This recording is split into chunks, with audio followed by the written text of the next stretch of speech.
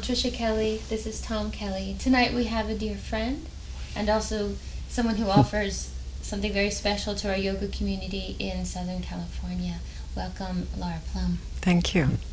Thank you. Now, of course, we can cross-reference this a little bit. If you've seen our show with Baba Ram, this is her husband. Baba's her husband. And Laura and Baba actually got married here at the Soul Center. We so did. It's very special. We did. Yeah. Yeah.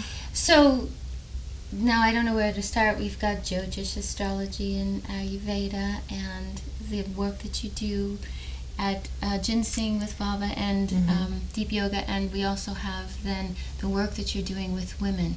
But I'm intrigued. Tell us the story about the two teachers who sort of guided you toward what they saw to be your vision, or your work here on the planet. Well, I shared that with you a little earlier because, and I really don't share it with people except that. No, it's okay. You got the scoop. It's okay. Don't tell anyone.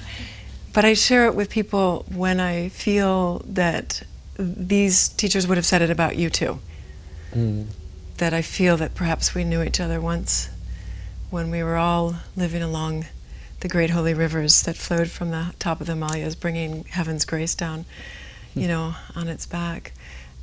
So there was the Saraswati River, one of the three great rivers that flowed from heaven. And the Saraswati now, it's proven that the Saraswati still actually exists. It's an underground river now. But along the Saraswati River, which was a great, huge river, grew up this really rich, abundant civilization. And at the time there was, the worship was of the Divine Mother, of the Devi. And yoga was known, and Ayurveda was the practicing medicine. And because of the great river, the valleys were very fertile. People not only had all the food that they needed, they had all the medicine that they needed, because medicine grows from the ground. And they had abundance. They could take their extra food to the market. And so people had time. They had a little bit of extra time on their hands. And some clever people took that time and sat quietly and observed the beauty of nature. And so out of this arose a great civilization with high arts and beauty everywhere. And according to archaeologists, they're showing that it was a very egalitarian society, that people had indoor plumbing, people had, you know, simple, modest homes, but everybody had a nice home, and that everybody lived in a very connected way.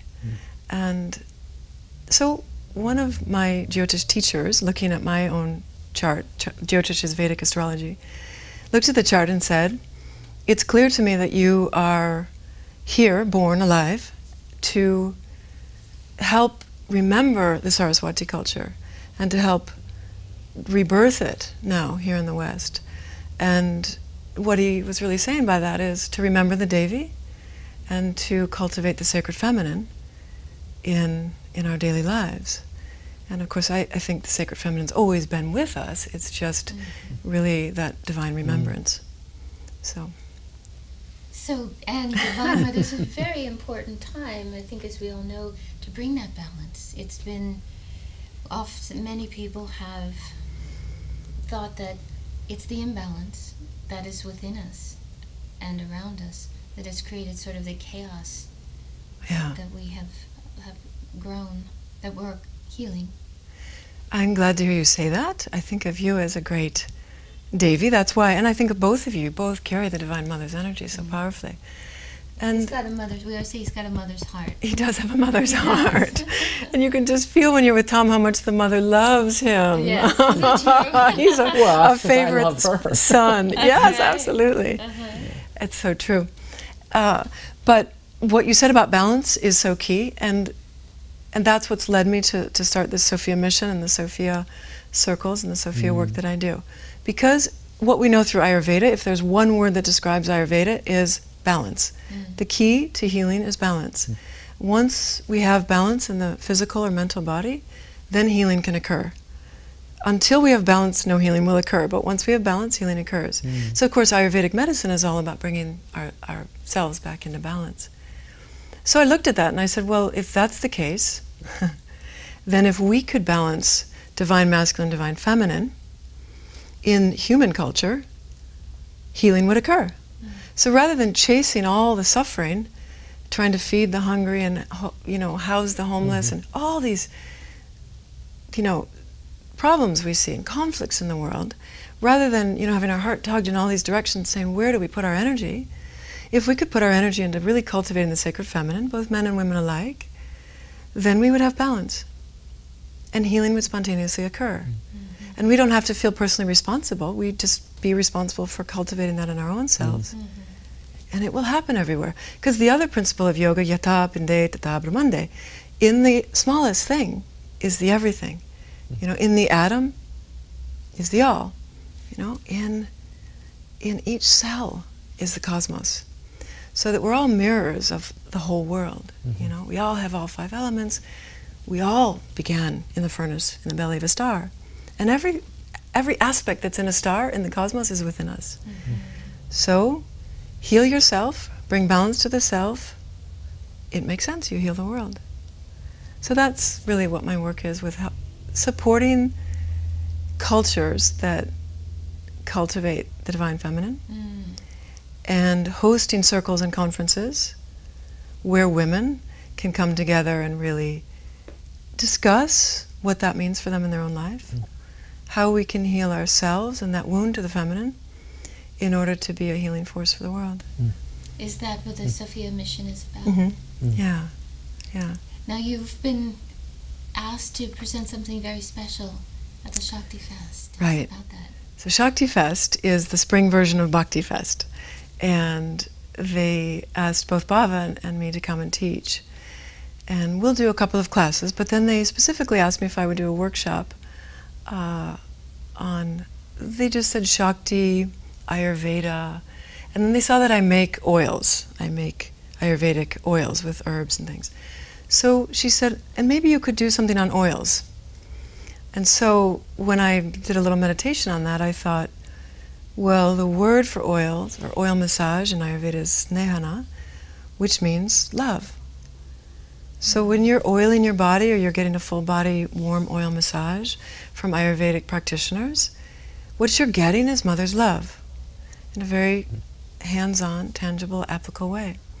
So I thought, well, maybe what I could teach, and include the oils, but I could teach something about Shakti as the first medicine woman, and Divine Mother as healer. So that's what I'm going to be teaching, and basically how that principle of love is in the earth. I mean, the earth really is the material expression of Divine Mother's love. And she's loving us all the time with her beauty, her playground for us to experience delight and joy and connection. Her beauty gives us inspiration, opens our hearts, makes us happy. But most of all, she's giving us these nourishing foods all the time. And we don't even think about it. We go to a grocery store and buy packaged foods. So until we get back to that connection to the earth, and the earth not just giving us food, but think about how she, in each of her seasons, is giving us exactly the food that will balance us for what she's doing. So if in the springtime she's giving us a lot of heavy, cold water, she's going to give us foods that's hot, pungent, light, astringent, etc. In the summer, when it's hot out, when she's doing hot, she gives us the food that will balance what she's doing. She gives us cooling foods. So she's always considering us. And then when you think it's not just us she has to feed, it's the animals, the birds, etc. So they're getting their seeds and they're getting their foods while we're getting ours. She's got a lot to think about. But she's always taking care of us, always nourishing us. That's her love.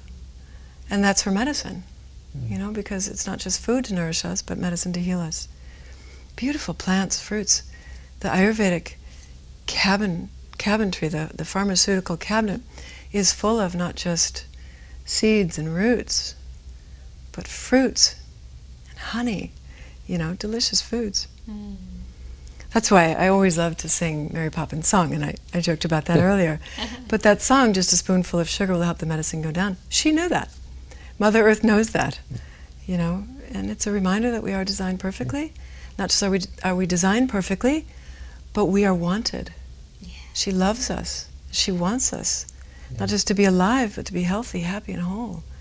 And it's really about just go outside and look at this beautiful day and remember there's a loving presence always surrounding us.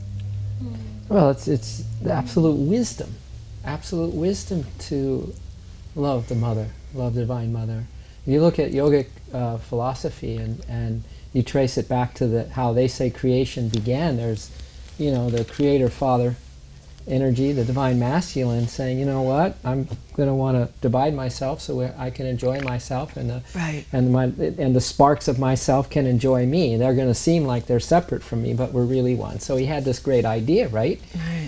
But to show you how the Divine Feminine is everything in this creation, according to their scriptures, it says that then he had two consorts.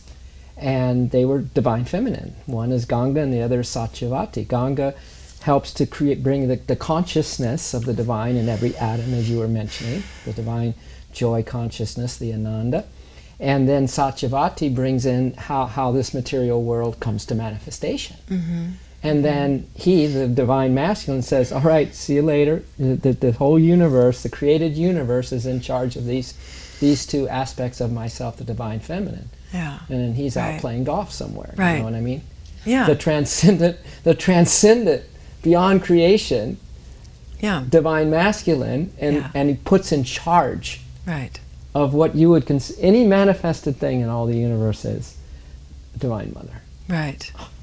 It's like, okay, so that's when, growing up in Yogananda's tradition, when he said, if you love Divine Mother with all your heart, she wipes out your karma. And he made that his life, loving Divine Mother. Yeah. And I thought, see, it's she's responsible also for the duality and the so-called separateness of form and all that, which you could call the Maya. But if you get on the good side of Divine Mother, she'll take you home. Right. She'll sweep you up. Home, she'll sweep you up and bring you back into her arms, just like that. I think that's why Yogananda is so lovable. Yes. Right? He, I think, was fierce. You listen to some of the recordings, and you hear a pitta, you hear fire. And yet, when you feel him, you feel really loving presence. Yeah. And there's a lot of holy monks, sages in India who became enlightened through their worship of the Divine Mother. And that's so beautiful, too. It's that unbroken tradition of worship. You don't find that anywhere. No. Yeah. They did hold that true. Right. Yeah. They have given that back to us. They held it. India has held it for us all these thousands of years that we forgot. And now many, including Yogananda, brought it back to us. And one of my favorite things that's just tucked in his teachings, and it's easily missed, when I read these words of his, I said, that's it.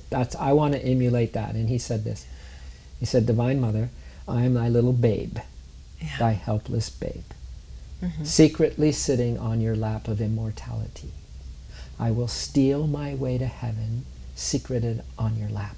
In the shelter of your lap, I will steal my way to heaven. Can you imagine an avatar, someone with that cosmic wisdom, is saying, Divine Mother, I am your helpless little babe, laying on your lap of immortality, and I'm just going to stay right there, hugged up, right? And I'm going to steal my way to heaven because you're going to bring me home. Right. I'm just going to surrender to you. Right.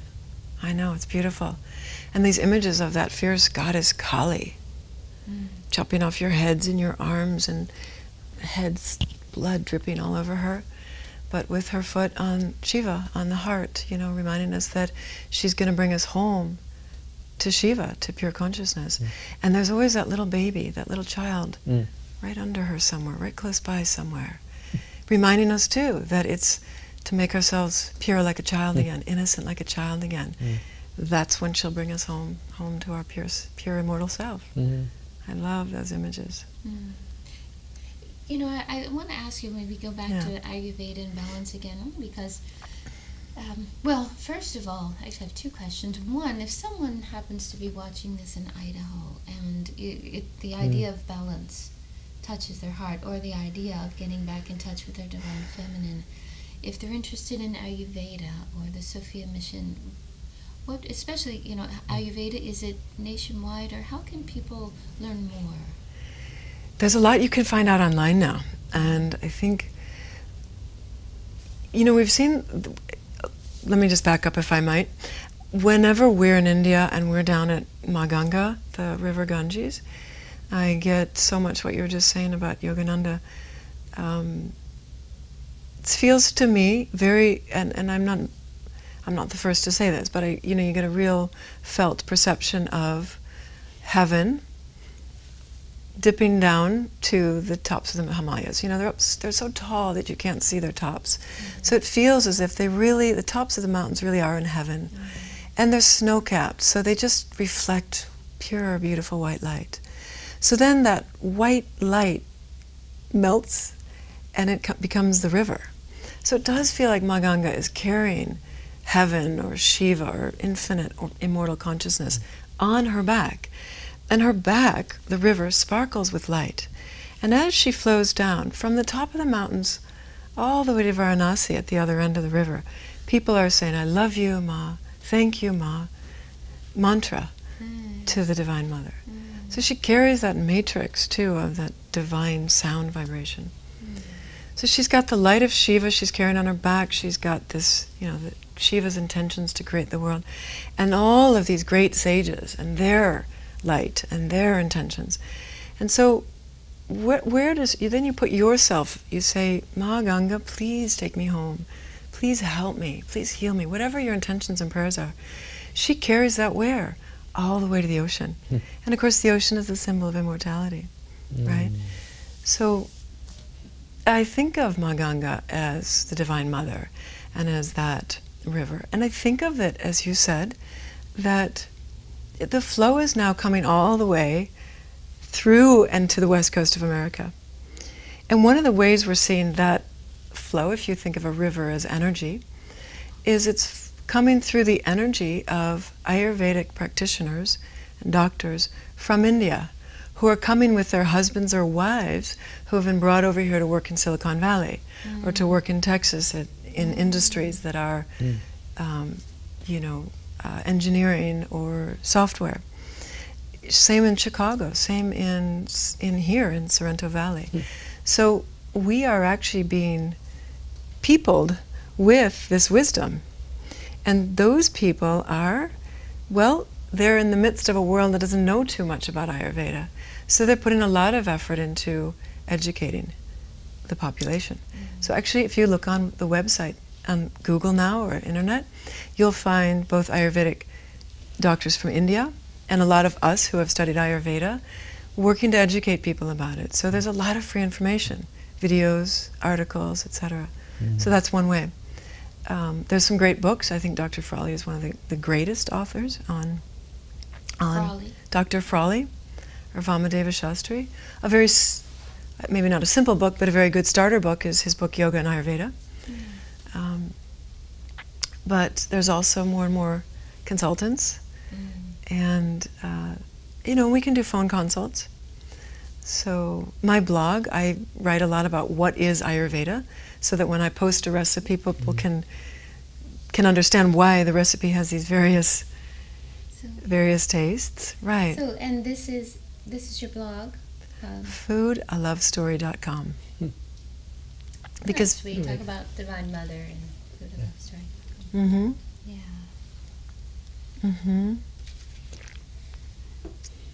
Tell us a little bit about Jyotish astrology.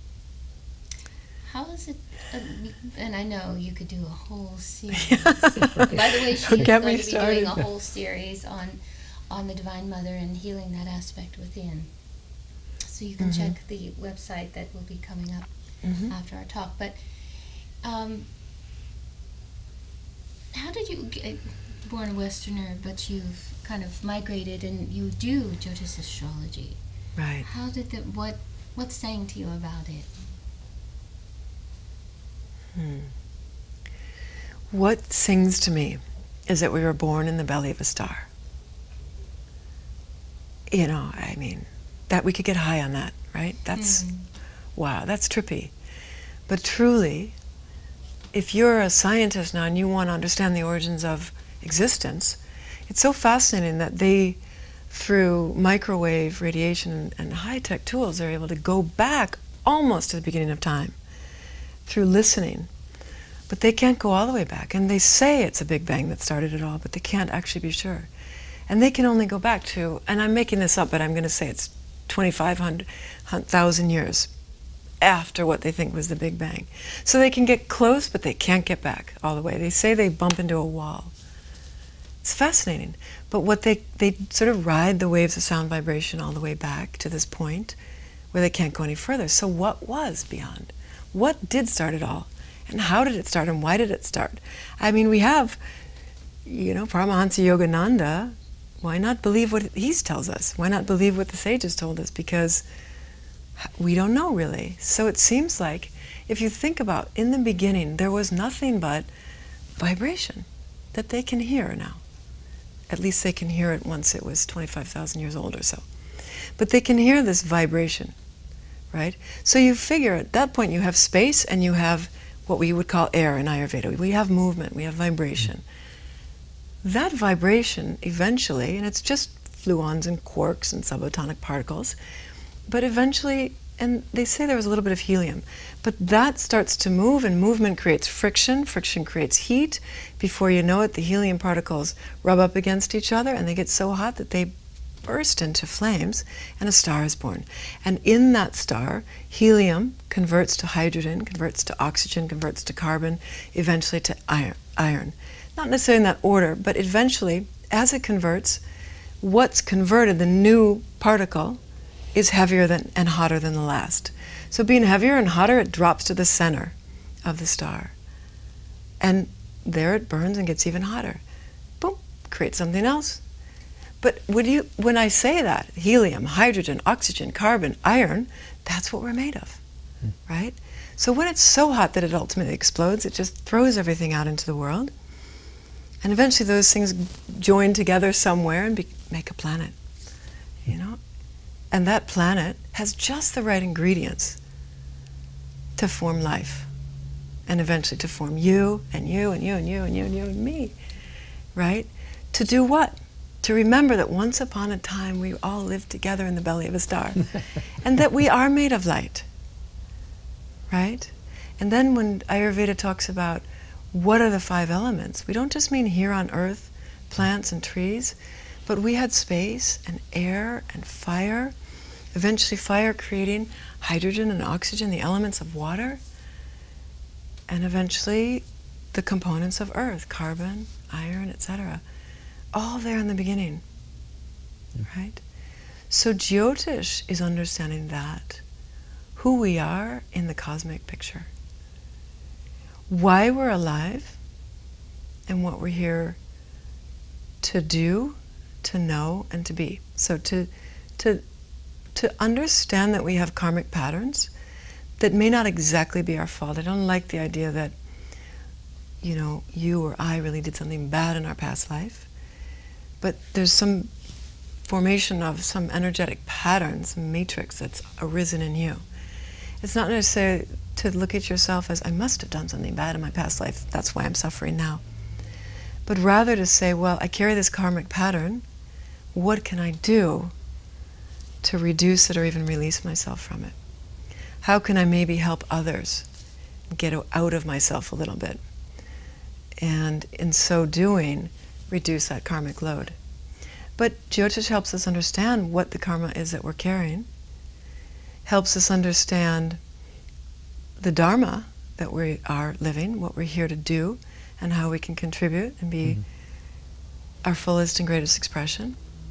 It understands us each as beings of light, as souls, as the true Atman, moving through time and space. And as an Atman moving through time and space, we pick up a little moss, a little dust, a little karma, but ultimately it's teaching us who we are as a unique being of light. And I think in that way it's very freeing. And it's also got remedies.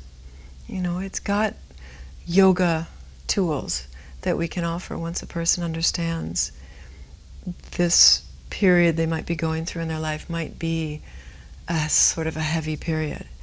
a period where they are living out some karma.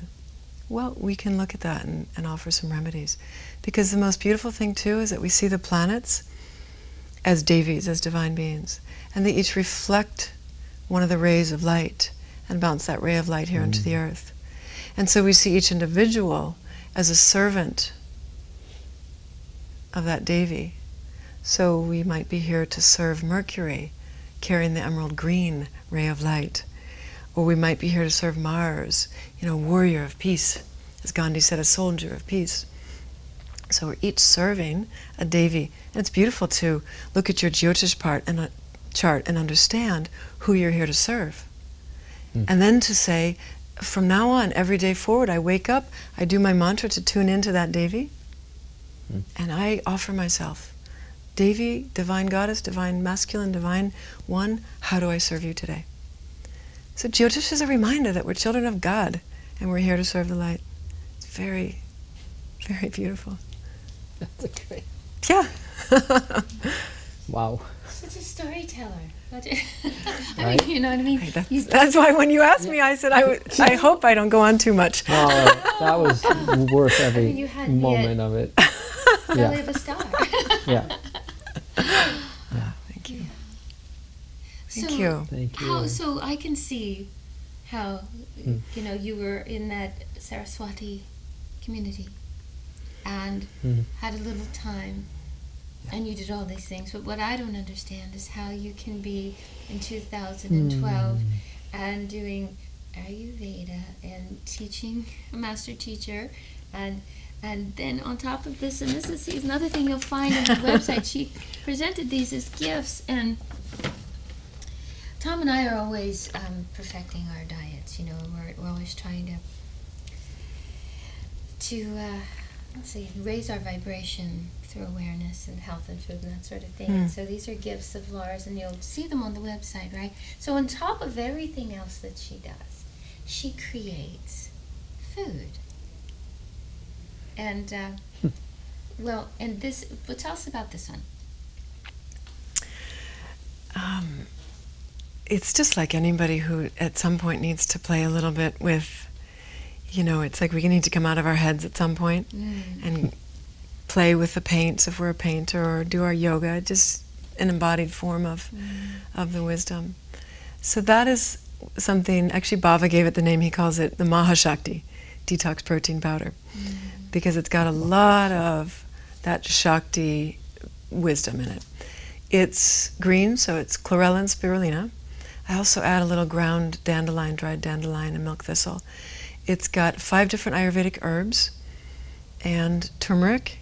I also add cardamom, cinnamon, and fennel that helps with digestion. Yum. It's got sprouted organic rice protein powder and a plant form of lecithin, teeny bit of psyllium fiber, and probably some other things I'm forgetting. But it's designed to simultaneously, and this is a true gift of Ayurveda, we can simultaneously nourish a body while we're detoxifying. Because detoxifying can be a little bit of a shock to the system, and it can cause a lot of emotional releases as well. So if we can hold a person and lovingly nourish them while detoxifying, then we create a more efficient system. Wow. Have you created blends for things like menopause, or women to bring their bodies back into balance after childbirth and that sort of thing? I'm starting to look at that. I have created oils, I mentioned that. And I have a vata reducing, pitta reducing, and kapha reducing oil. And I'm about to rename them. Nourish, something like nourish, chill, and energize or something. So the vata reducing one is very nourishing. And the Ayurveda offers a very simple remedy for women, let's say early to mid 40s, just as you start to transition. Focus on internal and external oleation, which means every morning you wake up, you cover your body in oil. And the oil that I've created, the nourishing oil, vata reducing, would be the one. So it's primarily sesame oil, an organic, not toasted sesame oil. You can buy it even at a good food store. Sesame oil, you could just get that. I add certain herbs that are especially beneficial and really good for women because they balance women's hormonal system. But first thing in the morning, you cover yourself in oil, head to toe, everything, especially the joints. Don't forget your head. And then you wait 15-20 minutes. Get in the shower. Before you actually go under, you let the heat of the shower open your pores. It drives the oil a little deeper into your tissues. And then you wash it off. So after you come out of the shower, you don't have oil that won't mess up your clothes. But it's gone into your system, so it will hydrate you. And that's the key thing for women at that phase. They're moving from a fire phase to an air phase. And that means we're starting to dry out a little bit. And the fire that's usually contained in the belly has started to move throughout the body. It's almost like air getting into a fire and whipping it up. So suddenly you get the hot flashes and things. The air gets a little loose from its core. But what grounds fire? If you put fire in a container and surrounded by water, it couldn't go anywhere. It stays contained and grounded. So oil is a water element. We consider that a water element. So oil inside and out. A little bit of ghee in your tea in the morning. Really? Or just hot water, lemon, and a little bit of ghee. So on an empty system, you lubricate the digestive tract. It's internal and external oleation. It's so powerful. And you can do the other things too, more grounding, root vegetables, some warming spices. But it's the oleation that'll make a big difference. And you know, it's nourishing. It's more nourishment from the Divine Mother. It's all about her love, really. Like you said, she's what keeps us strong in body, right? She's constantly loving us so that we can do our practice. Yeah. So, yeah, thank you. So much. Will you be, and as you speak, and you have such a great voice and such a great way, will you be doing CDs or meditations to connect with the Divine Mother? The Divine Mother Healing is an 8-month course where each month there's going to be a guided visualization, about 30 minutes. And all you have to do is lie down and relax, or sit in one of these comfortable chairs and put your head back. And just listen and let yourself be guided back to the heart of the Mother and allow healing to happen. So each month it'll be a different one. There'll be regular emails to remind you that you're loved, that you're a divine child. And then we'll also have a monthly call where we all get together. And again, what I love so much about what you've done here is creating community. Because, and again, it's Yogananda who said it. It's, you know, it's that second coming of Christ, you know, that's going to happen where we all gather together. And I find that with women too, when women gather together, there's so much wisdom. And we don't need a star teacher, we don't need a star celebrity woman empowerment healer. That's great to have, but everybody has the wisdom within. But I think that's what it's about, to be celebrating and cultivating the Divine Feminine, is to recognize the wisdom we already have within us. So we'll have a call that will encourage that. Well, that's basically what the series is. Information on lauraplumb.com? On lauraplumb.com you can find, and I will put information up there. I've already, on the Sophia Mission, started to put up. So there's sophiamission.com, which is where that's going to be based, sophiamission.com. But it'll be linked to lauraplumb.com, it'll be linked to deepyoga.com. It'll all be interconnected. Okay. Yeah. Good. Yeah. Well, thank you. Thank you both so much for what you do. Wow. You're great, great, great, sparkling, shiny, broad, beautiful beacons of light in our community. Phenomenal work you're doing, really. We are so grateful for you. Thank you for flowing into our consciousness tonight, and it's Thank you. been an evening with Divine Mother. Yeah. Thank you. I so appreciate it. Thank you so much. Thank you. Yeah. Thank you. And thank you for coming. Thank you.